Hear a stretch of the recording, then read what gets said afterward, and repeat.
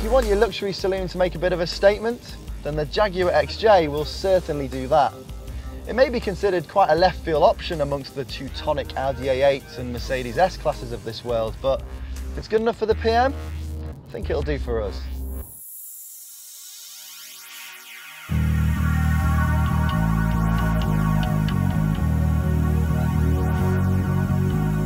With the XJ, Jaguar offered the straitjacket of a single style for decades. So when this version rocked up in 2009, it probably gave a few of the old faithful a heart attack. If you look a little longer though, you'll note that the proportions are still very much a Jaguar, albeit in a thoroughly modern way. I love this stretched teardrop window graphic, but the best view is when you return into the car after a round of golf, and you'll note that this blacked out C-pillar offers a graphic continuation of the rear glass to emphasise the visual width. Be warned though, this isn't the sort of shape to go experimenting with colour, so keep it simple and the alloys big. As soon as you step inside the cabin, there's an intimacy and inwardness that are essential to driving and being driven in luxury. The long wheelbase version of the XJ affords rear passengers another 125mm of legroom, and this glass roof increases that sense of space. Up front there's a beautiful blend of old school crafted luxury and super high tech, as well as a touch of British eccentricity. You wouldn't find that in an Audi.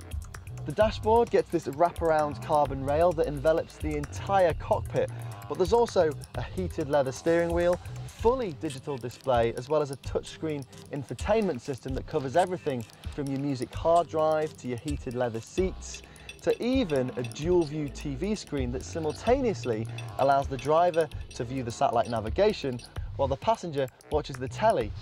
The only downsides are that rear visibility is a little poor, which makes using the reversing camera essential, and the boot isn't quite as deep as a Mercedes S-Class.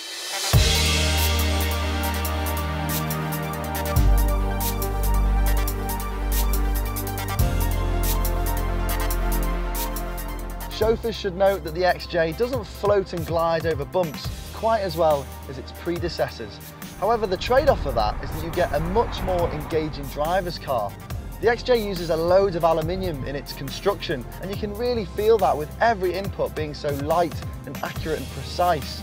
This range-topping XJ Supersport uses a 5-litre supercharged V8, and it is indecently fast, especially when you engage dynamic driving mode. But back in the real world, the best-selling 3-litre twin-turbocharged V6 diesel is still impeccably refined, still uses the 8-speed automatic gearbox, and it's pretty quick, with 0 to 62 miles an hour taking 6.4 seconds.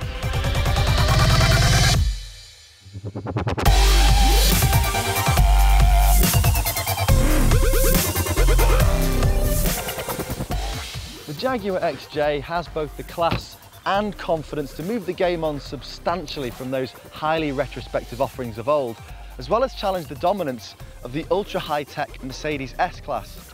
It may lose out marginally in the ride comfort stakes, but as something to be seen in, the Jag's in another league.